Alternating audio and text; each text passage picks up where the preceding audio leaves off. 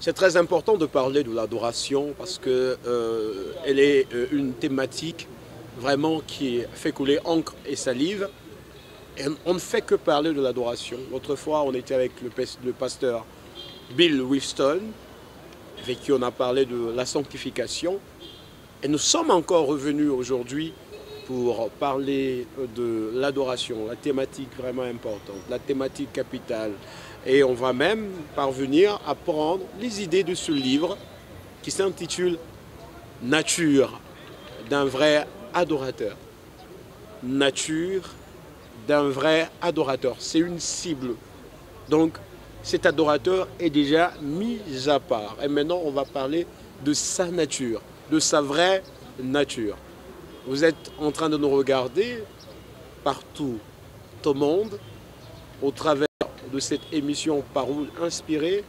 On ne parvient pas à vous oublier parce que c'est vraiment le sens même de cette émission Paroles inspirée. Et si vous voyez bel et bien, le livre c'est Nature d'un vrai adorateur. Donc aussi ce livre est inspiré. On parlera aujourd'hui de beaucoup de choses autour de la nature d'un vrai adorateur. Bienvenue à bord. Merci Pasteur Venon, bienvenue à bord. Merci. Vous nous regardez, plutôt nous sommes avec vous sur ce plateau de Pactole Télévision et nous vous recevons dans le cadre de la publication de votre livre Nature d'un vrai adorateur. Qu'est-ce? Nature d'un vrai adorateur, c'est la réponse à une question qui a traversé le temps jusqu'à nos jours. Parce que chaque fois nous lisons la Bible dans Jean 4, 23, où Jésus-Christ est en train de parler, il est en train de dire à la Samaritaine, il dit l'heure vient où les vrais adorateurs adoreront Dieu en esprit et en vérité. Qui sont sauvés. Pourquoi Dieu va-t-il chercher de vrai alors qu'il y avait des adorateurs? Et toutes ces questions nous ont poussé à comprendre qui est cet adorateur. Parce que si Dieu cherche, on ne cherche que ce qu'on ne voit pas. On cherche que quelque chose qui est rare. Parce que si je dois prendre ces livres, je ne vais pas chercher, je vais trouver sur la table. Mais si je cherche, c'est-à-dire je ne le vois pas, je commence à chercher. Et Dieu était en train de chercher. Parce que vous allez voir, dans la Bible, il dit, Dieu cherche un homme de bien. Il dit, où est l'homme de bien? L'homme de bien a disparu. Où est un adorateur? Et Nature d'un vrai adorateur est en train de retracer l'histoire de la vie d'un adorateur, la vie même de l'adorateur. Qui est cet adorateur? Parce que nous disons chaque fois, l'adoration n'est pas un temps, un moment, une activité, mais c'est une vie. Et comment doit être la vie de celui-là qui est recherché par Dieu? Nature d'un vrai adorateur. De par votre look, cela nous donne quand même une certaine explication. C'est qui exactement le pasteur Venon Moloto? J'accentue par rapport à ceux qui vous regardent sur Pactole Le Télévision. pasteur Venon Moloto, il est pasteur de l'église Centre missionnaire évangélique pour la délivrance et le salut des âmes. Il est visionnaire et président de la communauté internationale des leaders chrétiens. Il est conférencier, écrivain, pasteur.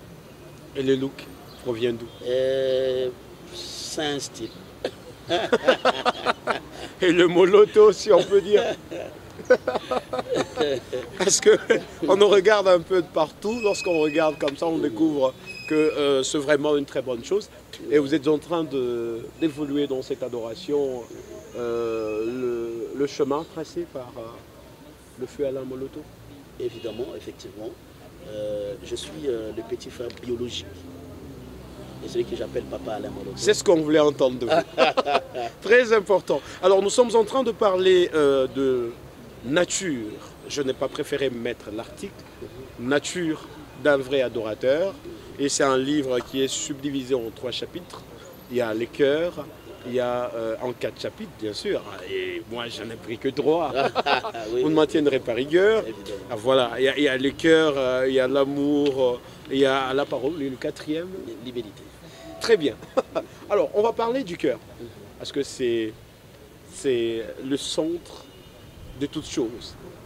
Même la Bible est en train de l'attester, que c'est de l'abondance. Du cœur que la bouche parle. Alors ici, comment vous parvenez un peu à expliquer le cœur par rapport à cette nature d'un vrai adorateur? En fait, dans ces livres, il y a beaucoup de vérités qu'on a ressorties. Nous avons pris le cœur comme la base même de la relation homme et Dieu. Parce que je n'aimerais pas entrer dans les polémiques de la connaissance, parler de psuke et de roi et autres. Ça va nous amener trop loin de la pensée biblique. Je voulais parler du cœur dans les sens primitifs, comme Dieu le trouvait, pas comme un organe, mais un centre de réflexion et de décision humaine. Cœur.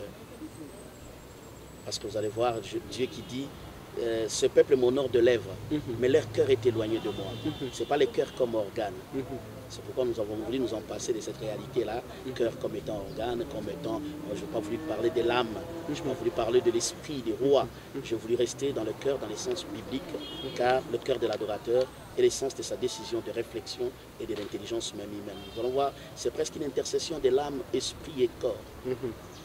Toujours au premier chapitre, par rapport au cœur, je suis au 12e, plutôt à la 12e page.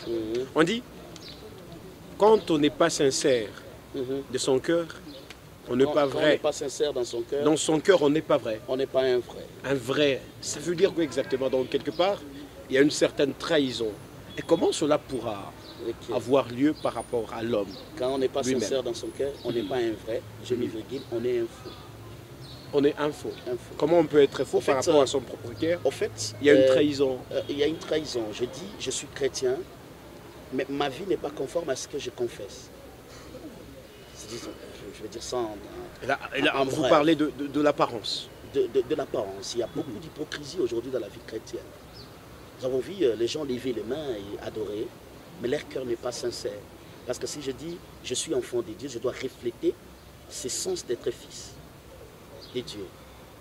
Tu vois, quand on parle du reflet, c'est ce qui est beaucoup plus extérieur. Extérieur, c'est-à-dire ce que je suis à l'intérieur de moi.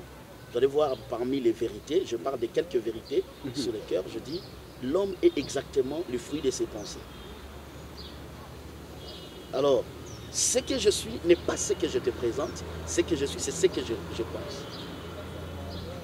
Donc, dans la vérité sur le cœur, vous allez voir, nous nous approchons de Dieu, je prie, je pleure devant la face de Dieu, et quand je quitte, je suis un impudique.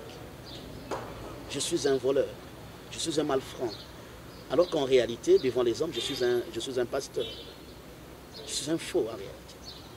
Parce que je ne suis pas sincère. Au plus profond de moi, même le monde dit tu peux tout mentir, mais sauf à ta conscience.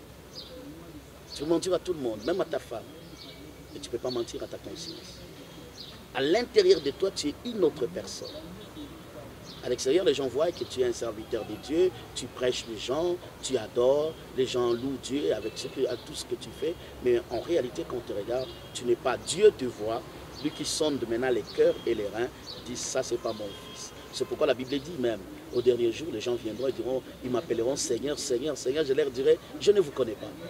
Mais Seigneur, tu ne me connais pas, j'ai chassé les démons en ton nom, mais je ne te connais pas. Nous brandissons une autre identité, mais en réalité, à l'intérieur de nous, nous sommes des loups revêtus en peau d'agneau. C'est pourquoi je suis en train de dire ici, quand on n'est pas sincère dans son cœur, on n'est pas un vrai, on est un faux. Ici, la réalité, c'est l'intimité que tu développes avec Dieu, pas ce que tu présentes devant les hommes. C'est pourquoi Dieu est en train de dire à Samuel, quand il entre dans la maison de Dieu, c'est d'Ésaïe, il dit à Samuel, ne tiens pas compte de l'apparence d'Eliab. Je l'ai déjà rejeté. Aujourd'hui, le monde tient compte des apparences et nous sommes perdus. Mais Dieu regarde le cœur. Quand nous nous approchons de Dieu, Dieu regarde notre état intérieur. Nous allons voir l'exemple de Nathanaël. Nathanaël, quand il venait vers Dieu, vers Jésus, il a dit, qu'est-ce qui peut sortir de bon à Nazareth? Mais quand Jésus regarde Nathanaël, il dit, voici vraiment un Israélite dans lequel il n'y a point de fraude. Jésus ne voyait pas l'apparence de Nathanaël qui doutait de Nazareth. Il voyait le cœur de Nathanaël où il n'y avait pas de fraude. Lorsqu'on parle de cette adoration par rapport à la sincérité du cœur, est-ce que ça peut arriver par rapport à ce que vous aviez dit, qu'on parvienne à préparer quelque chose d'inspiré, une parole, qui est d'ailleurs la source en provenance du cœur, et dans notre temps, on arrive à la trahir, mais quelque chose qui a été inspiré. Oui. Comment on peut arriver à faire ça? Très souvent, c'est ça la nature humaine. À un moment donné, dans la Bible, dans les livres de Genèse, Dieu dit, mon esprit ne restera plus jamais longtemps dans l'homme. Parce que les pensées du cœur de l'homme sont mauvaises dès son enfance. Dans d'autres versions, il dit dès sa jeunesse. Dans d'autres versions, il dit dès les commencements. C'est-à-dire, Dieu, dans sa grandeur, il a vu que l'homme a une nature changeante, mais un adorateur est constant. Wow. Okay. C'est cette constance que Dieu nous réclame. C'est pourquoi dans les livres d'Apocalypse, dans la fin même de l'histoire de la Bible, il dit « Répands ton premier amour ». Dieu aime la constance. Regardez le cas de Saül. Saül a commencé avec Dieu. On l'a oint. Mais après, il a déshonoré ses dieux pour aller consulter les nécromanciens. C'est ça un homme. Au vu des difficultés et des problèmes, il arrive à l'homme de s'éloigner des dieux alors qu'il a bien commencé. C'est pourquoi vous allez voir beaucoup de gens ont bien commencé. Ils ont bien commencé avec Dieu. Ils ont bien démarré. Mais à un moment donné, ils trahissent les dieux avec qui ils ont commencé. Ils ont juré fidélité. Et c'est ça même le problème. Quelqu'un peut avoir une inspiration. Beaucoup de gens ont des inspirations dans la douleur. Ils ont des inspirations dans la douleur. Ils s'accrochent des dieux parce qu'ils manquent. Mais l'amour avec Dieu ne doit pas être avec intérêt. Vous allez voir dans l'amour, nous sommes en train de dire aimer Dieu sans intérêt, sans état d'âme. J'aime Dieu parce qu'il m'a créé, il est mon Père. Je ne peux pas l'aimer parce qu'il doit me donner l'argent. Non. Les biens de ce monde ne sont que les surpoids. Il dit cherche premièrement le royaume. Et les restes seront donnés par-dessus dessous. Je ne peux pas chercher les restes, je dois chercher d'abord Dieu. Et c'est ce qui fait assez que l'homme commence bien, une bonne inspiration, une bonne adoration. Aujourd'hui, nous acclamons, nous bénissons Dieu par son ministère. Et après, à un moment donné, à cause de l'état de son cœur, la convoitise de ce monde, il perd la pédale et il va loin de Dieu. Nous sommes toujours en train de parler de cette apparence. Alors, on peut prêcher, on peut amener les gens à la repentance. On peut prêcher la bénédiction, comme vous avez évoqué le cas, et puis après, on retourne à sa vraie nature, cette nature pécheresse. Et après l'avoir fait, lorsqu'on prêche, et les gens sont en train de confesser, les gens sont en train d'appréhender ce que vous dites. Et après, vous-même, vous retournez à ce que vous n'êtes pas censé faire. Est-ce qu'il n'y a pas une punition? Et cette nature-là de pouvoir, je peux m'exprimer, faire ce genre de choses, ne parvient pas à lier la personne par rapport à une certaine malédiction.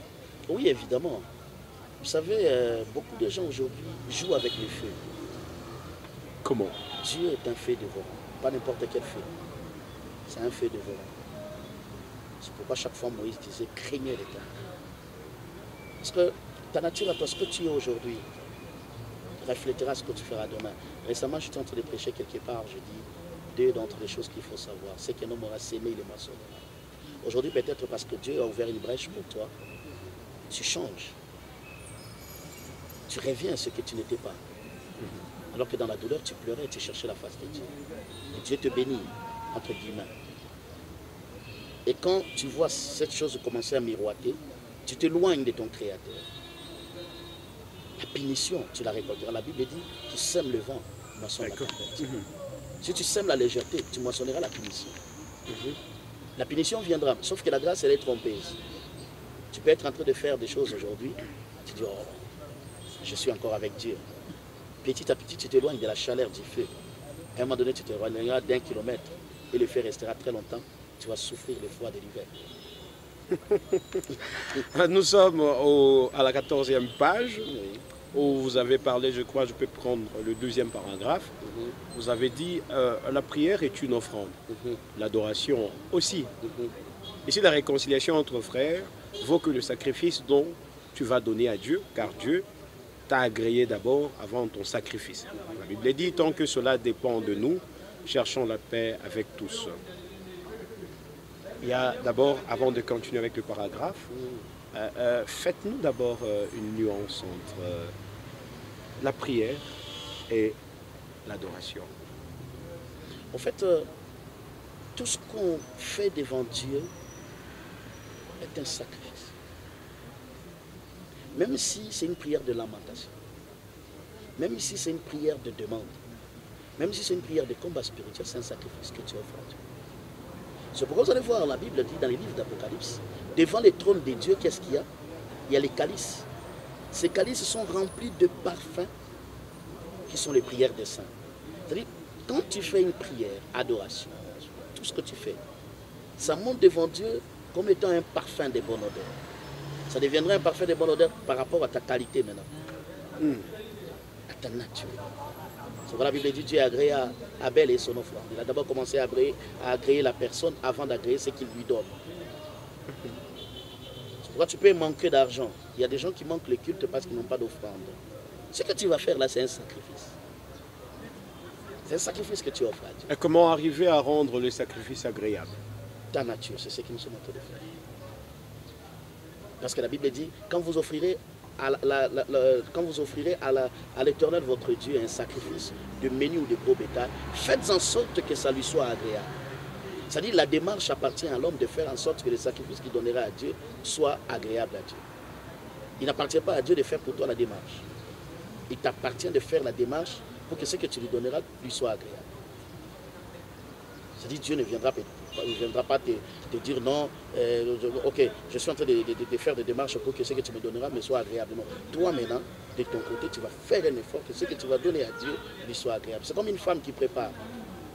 L'homme donne l'argent et la femme, lui, elle, commence à préparer afin que le goût puisse plaire à son mari. Est-ce que Dieu peut permettre parmi les 5 qu'il y ait aussi de méchants?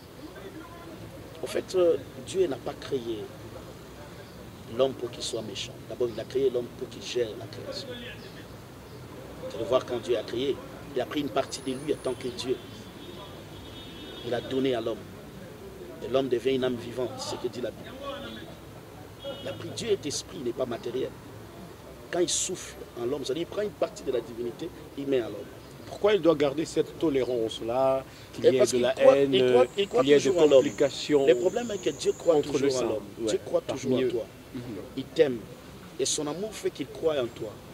Dieu croit toujours que malgré ta méchanceté aujourd'hui, demain tu finiras par changer. Dieu croit à ça. Il veut à ce que nous aussi nous croyons à ça. C'est pourquoi il dit, aimez-vous les uns les hommes comme moi, je vous aime. Très important. Prenons toujours à la 14e page.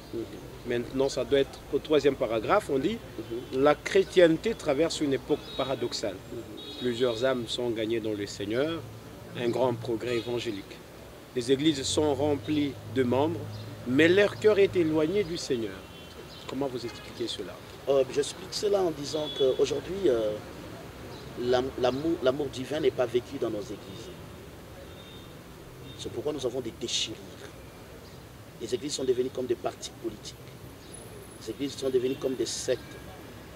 C'est comme si c'était des fans de football. Alors que nous devrions être unis, comme étant un dans un corps. Mais le fait qu'ils sont là, le fait qu'ils se réunissent dans le culte, à un moment donné, personnes, en tant que pasteur, je ne peux pas me qu'il y a de l'unité. Nous ne donnons pas au peuple ce qu'ils attendent. Et vous attendez quoi pour donner? Et c'est ça maintenant les problèmes. Quand vous allez lire le 3e chapitre sur la parole, vous allez voir que l'ère est maintenant au théâtre. L'ère est vraiment aux choses ambiguës. L'Église devait vivre le véritable temps d'enseignement. L'Église devait vivre le véritable moment de communion et de partage de pain. Mais il y a la mort dans les pots. Comment ça? Entre le 5, il y a encore la mort dans le pot. Oui. Comment je peux-t-il permettre? Dieu attend ce que nous puissions faire un pas de géant. Dans la Bible, dans ce livre, je suis en train de dire, l'Église doit faire un pas de géant. L'Église doit quitter les choses rudimentaires pour aller un peu dans les choses solides et glorieuses qui nous préparent à l'avènement de l'époux. Nous devons être préparés à l'avènement de l'époux. C'est très important. Toutes ces choses-là sont des ingrédients qui accompagnent l'Église. Nous ne devons pas rester sur les ingrédients, nous devons voir vraiment le vrai repas, qu'est-ce que nous donnons au peuple. Ici, je suis en train de dire, la chrétienté traverse une époque paradoxale. C'est paradoxal parce que les gens viennent dans les seigneurs, mais il y a la haine. Il y a la haine entre nous.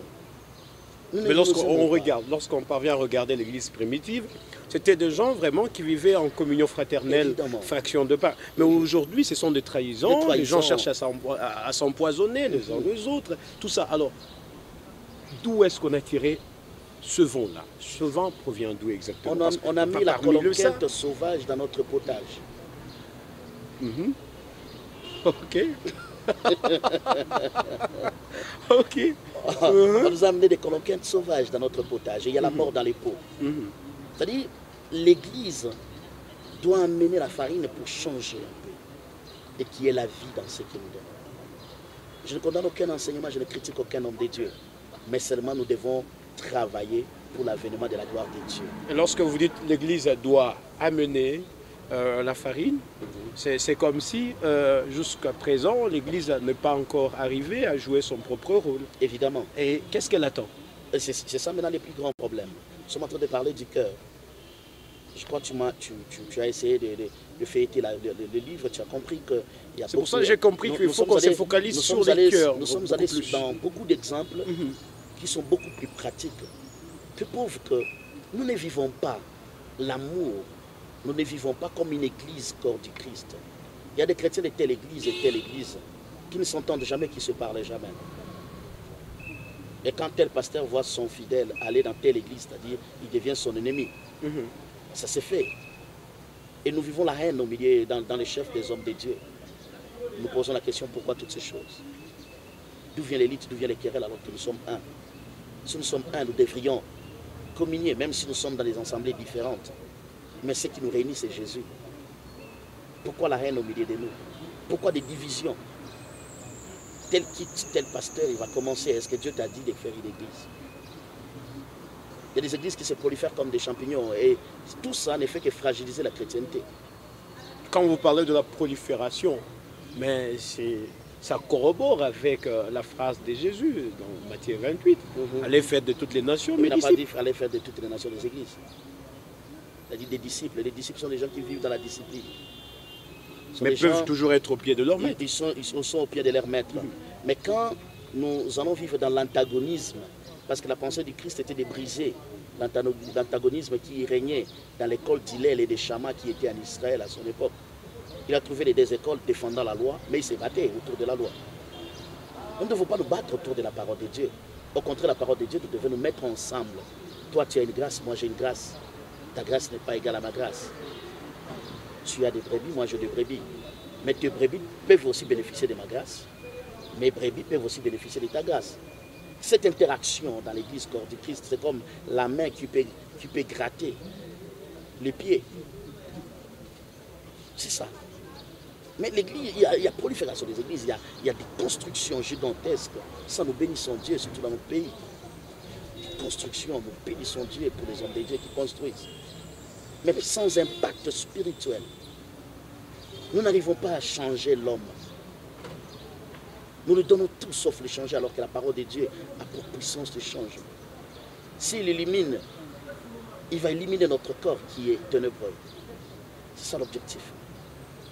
Vous êtes pasteur Vénan et vous avez une église, vous avez des brebis qui sont à votre conduite. Alors, comment vous ne parvenez pas vraiment à asseoir cette parole? Je ne m'exclus pas dans ces lots. Tant qu'homme de Dieu, c'est l'effort de conjuguer de tout le monde. Vous voyez ça? Je ne peux pas me dire que je suis le plus parfait, j'ai des imperfections. Et si nous donnons cette problématique, c'est pour permettre à tout homme de Dieu de reprendre conscience que non, en tout cas, j'ai 1000 membres, j'ai 5000 membres, j'ai 10 membres. Je dois faire en sorte que ces gens ici soient les gens, les disciples de Jésus, pas mes disciples. Vous m'excuserez, je me suis beaucoup plus focalisé sur les cœurs, mais le livre, c'est nature d'un vrai adorateur. Vraiment, je vous présente toutes mes excuses. Je vous en prie. Ça ne vaut que moi. Amen. Nous sommes à la 15e page. Là, vous êtes en train de parler, je crois, c'est au numéro 5. Vous parlez de l'état. Donc, c'est l'état de notre cœur qui attire le regard de Dieu sur nous. En fait, lorsque nous allons devant Dieu, les regards de Dieu sur un peuple, c'est différent du regard de Dieu sur un adorateur. Dieu regarde un adorateur dans un sens beaucoup plus particulier que comme il regarde tout un peuple. Et les regards de Dieu est attiré. Regardons l'exemple de Job qu'on a donné ici. Dieu parle, il témoigne, il honore Job, il témoigne, il loue Job devant le diable. Il dit, as-tu vu mon serviteur Job? Qu'est-ce qui a attiré les regards de Dieu sur Job? L'état de son cœur. Parce que vous allez voir dans la plaidoirie de Job, Job est en train de faire sa plaidoirie. Il dit, si j'avais fait ça, si je fais ça, que Dieu me punisse. Si mes regards étaient portés sur une vierge, que Dieu me punisse. Job est en train de dire ces choses sachant, connaissant son cœur et son intimité avec Dieu. Et au finish, Dieu l'avait justifié. Quand on regarde David, dans la maison d'Isaïe, Dieu dit quoi à Samuel? Je trouvais David fils d'Isaïe. C'est-à-dire, je cherchais dans Israël. Il y a une phrase dont Dieu ne dit pas. Parce que si je cherche, si je trouve, ça dit je cherche. Je cherchais, ouais. Je cherchais dans Israël. J'ai trouvé David, fils d'Isaïe, l'homme selon mon cœur. C'est-à-dire, l'homme là de David, le cœur de David, attirait les regards de Dieu sur lui. C'est l'état de notre cœur qui attire les regards de Dieu sur nous. Ce n'est pas la quantité de prières ou le nombre de retraites, c'est l'état de notre cœur. Et là, vous venez d'évoquer, toujours dans le livre, le cas de sacrifice de Caïn et Abel. Vous avez dit que le sacrifice, l'état du cœur d'Abel a attiré le regard de Dieu sur lui, car c'est adorateur qui donne un sens à son adoration. Évidemment. C'est-à-dire, lorsque je m'approche de Dieu, je peux dire seulement à Dieu, Seigneur, je t'aime. Seigneur, tu es tout pour moi, je t'aime. C'est tout ce que je dis. Seigneur, je t'aime. Au plus profond de moi, c'est je t'aime est en train de révéler ce que je ressens de mon Dieu. Tu vois. Et c'est cet état du cœur qui attire le regard de Dieu. C'est-à-dire ce que tu es va transformer ton sacrifice en un sacrifice d'agréable. Ouais. Vous allez voir cette femme au temps de Jésus, cette femme qui est venue donner 2 pièces de monnaie. C'était rien. Mais qu'est-ce que Christ a dit? Cette femme a mieux donné que quiconque. Mais comment a-t-elle donné? Nous avons donné des $100. Elle va donner 100 francs. C'est plus que le nôtre. Elle a donné avec un cœur qui était disposé. Il y a des gens dans l'église aujourd'hui, quand nous faisons des appels des fonds, ils donnent à l'église pour être vus et connus. Ah, il y a Pessac. Lui là, il donne. Quand il y a des appels des fonds, c'est lui qui a construit cette église. Mais en réalité, l'état de son cœur, il les donne par son orgueil. Et le sacrifice n'a pas son sens, n'est pas agréable à Dieu, parce qu'il les donne pour être vu. Et il a déjà reçu sa récompense par rapport aux acclamations des hommes. Mais par rapport à Dieu, il n'est pas reconnu. Il n'est pas reconnu, parce que l'état de son cœur est rempli d'orgueil. Dieu résiste aux orgueils. Tu vas lire ça dans l'humilité, tu verras. Très important, mais on n'a pas vraiment le temps aujourd'hui, c'est 30 minutes parce que votre livre recouvre beaucoup de secrets par rapport à l'adoration. On ne saura pas les étaler, 30 minutes, vraiment c'est peu pour ce livre avec ce type d'épaisseur. Alors, Pasteur Venant, on a pris seulement le premier chapitre, je cite, il y en a 4, il y a les cœurs, il y a la parole, il y a l'amour, et il y a aussi l'humilité, le 4e chapitre. Alors aujourd'hui, on s'est beaucoup plus focalisé sur les cœurs, mais le livre en entier, il est là. Il s'intitule « Nature d'un vrai adorateur ». Alors par rapport à tout ce qu'on vient de parler, parce que c'est pour le compte de Pactole, si Dieu voulant, on va entamer l'autre chapitre, on va prendre l'amour, et puis on va prendre la parole, et la parole on décline par l'humilité. Avec Dieu, nous allons faire des exploits. Alors, qu'est-ce qu'on retient? Donc, tout ce qu'on vient de dire par rapport au cœur. Ce que je m'aimerais... 1 minute 40 secondes. Ce que je m'aimerais dire à quelqu'un qui est en train de me suivre quelque part au travers le monde, parce que je sais que cette émission va passer sur Pactel. Le cœur, c'est l'élément essentiel dans la relation homme et Dieu. Il y a des gens qui ont été blessés. Vous allez voir quelque part dans le livre, je suis en train de dire, les blessures de leur cœur n'ont pas su le positionner devant Dieu. C'est-à-dire, un cœur blessé ne peut produire que scandale et douleur. Alors, vous allez voir que notre rôle en tant que pasteur, ce n'est pas seulement continuer à perdre le brebis sans pour autant voir la blessure que la brebis a, la façon dont nous avions grandi, les expériences de la vie nous ont blessés dans le cœur, les problèmes qui nous entourent ont rempli la haine dans notre cœur, la douleur, et toutes ces choses, nous devons les vider pour être de vrai. Car un cœur sincère est un cœur exempté de tout fardeau. C'est pourquoi Christ dit, venez à moi vous qui êtes chargés et fatigués. Christ a besoin de porter nos fardeaux pour nous en décharger. Ton cœur est chargé en ce moment. Ton cœur est rempli de douleur. Ton cœur a de la peine. Tu ne sais même pas des fois comment t'en sortir. Parce que tu es agité. Tu sens que ton cœur est en train de bouillonner. Tu es agité. Tu manques la paix. Cherche d'abord cette communion, cette réconciliation envers toi-même. Vous allez voir, quand on parlera de l'amour, je suis en train de parler du pardon. Avant de pardonner à l'autre, tu dois d'abord te pardonner toi-même. C'est-à-dire ton cœur est blessé, tu dois d'abord te pardonner toi-même. Tu te dis, je me pardonne du fait que j'avais contracté cette relation, je me pardonne du fait que j'avais fait ça et ceci m'est arrivé. Nous nous condamnons tellement que nos cœurs ne sont plus des lieux où devait habiter Jésus. Faisons dans nos cœurs une habitation du Christ et nous serons les vrais adorateurs. Merci, pasteur Venon, d'être venu sur ce plateau de Paroles inspirées. Voilà, vous regardez Paroles inspirées au travers le monde via les cœurs de Lolo Moutima depuis France. Donc, nous vous en sommes reconnaissants et fiers. On se retrouve prochainement avec le même et réel plaisir. Portez-vous bien. Merci. Voilà.